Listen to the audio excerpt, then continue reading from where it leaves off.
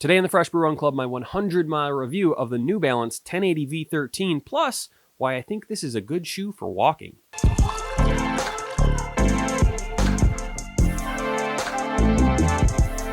Welcome to the Fresh Brew Run Club. My name is Aaron, and today I am talking about the New Balance 1080 v13, specifically how this shoe feels after 100 miles. So I think 100 miles is a good amount of time, a good amount of miles to really properly gauge how a shoe performs over time. I have made a couple videos about this shoe, my initial reaction, and then a comparison to the More V4, but I really want to get into how this shoe feels after 100 miles. Like I said, that's just a fair assessment because shoes can change over time. So to start, let's get back to basics. What is this shoe actually for? So according to New Balance, this is a daily trainer. In fact, their website said something about how if there was one New Balance shoe that you were going to buy, it should be the New Balance 1080 v13. So I was like, oh, interesting, cool. I'm looking for something that is a little more on the daily trainer side. I've been running a lot of miles in the More V4s, which I love, but I want something that might be just a little bit faster, you know, not a max cushion shoe, but something that I can take out on multiple different runs and maybe,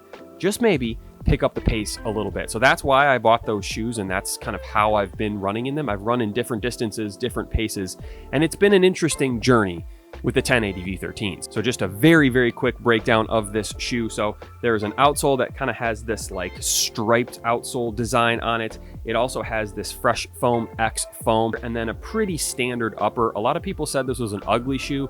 I thought that was a little bit harsh. I don't think this is the worst looking shoe in the world. It's fine. They have come out with new colorways since my first video came out, and I probably wouldn't get the blue. They have a yellow version that I probably would have bought instead of this if that was available at the time, but I think this is an okay looking shoe. So after 100 miles, the number one thing that I have noticed, the number one thing about this shoe is it is very soft. So in my first video, I said it was bouncy. I think some of that bounciness has reduced over time, and it's just a very soft shoe. So if you're someone who likes a really soft shoe, you might actually really like this shoe. If you're someone who likes a little more of a firmer, more stable shoe, this might not be for you. I love running in max cushion shoes. Like I said, I've been running a lot in the More V4s. I love the Nike Invincible 1s and 2s. I even tried the Nimbus 25s. Didn't love those, but that's a whole separate video. But I didn't really love these. They're fine. They're not the worst shoe in the world. I wouldn't call this a bad shoe.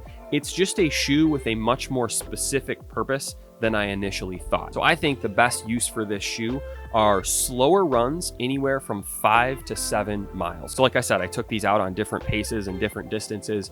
They aren't great at going fast. I just kind of struggled to pick up the pace. It didn't have that snap, that acceleration that you want in a shoe that you're gonna take out on like a tempo workout or even take out on the track for a speed workout. It was just a little too soft, a little too mushy. And then when I went on longer runs, basically anything over 7 miles, my feet kind of hurt. And I think that's the softness.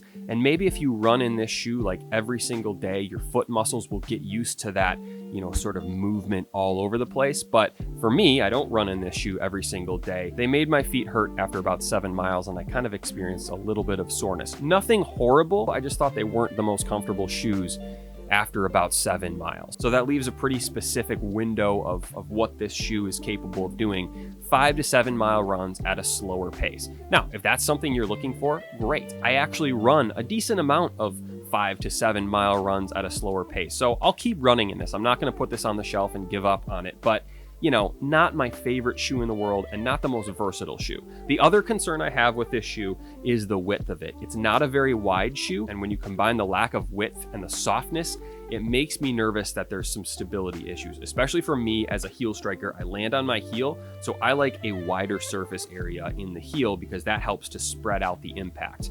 This is more narrow and it's softer, so if I were to step on an acorn or a rock or, I don't know, garbage left in the street, there's a risk that I might twist my ankle. It hasn't happened. I haven't had any close calls, just, you know, full disclosure, but it is something that I'm a little more nervous about with this shoe compared to other shoes like the More V4, which are much wider in the heel. So all in all, not the worst shoe in the world. It just has a very specific use. However, there is one more use that I think the shoe is actually really good for, and that is as a walking shoe. So the question I probably get asked the most on my channel is, what are the best running shoes for walking? And I never know how to answer this question because I don't really walk in my running shoes. I run in them until the seams burst and they smell terrible, and then I retire them and never walk in them again. So I never really know how to answer that question. I go to the grocery store and something like the Nike Tech Challenge 2 or the Adidas Calabasas or the New Balance 1906R, which used to be a running shoe, but now it's been retroed as like a casual fashion shoe. Wouldn't recommend running in that shoe, but I like walking around in it. However, with the New Balance 1080 V13, I think I have found my answer to that question. I think this is awesome for walking. It's pretty light. It has all that cushion you need where if you're on your feet all day, I think it's gonna feel pretty good. The upper is pretty simple. It's not the most breathable shoe in the world. In fact, I wouldn't say this is a breathable shoe at all, but the fact that it's just so simple makes it a good walking shoe. So if you're fine with a very cushioned shoe for walking around, I think this would be an awesome option. Like if you're going on vacation and you're planning on walking 10 miles a day, check out the New Balance 1080 V13s. I think they're a great option. So that is my video for today. Let me know what you think. Have you run in the 1080 V13s? What did you think about them? Do you have any questions about these that I can hopefully try and answer for you? Again, not my favorite shoe in the world, but also not the worst shoe ever made. So that'll be the video for today. Thank you for watching. Subscribe if you haven't already, and I'll see you soon.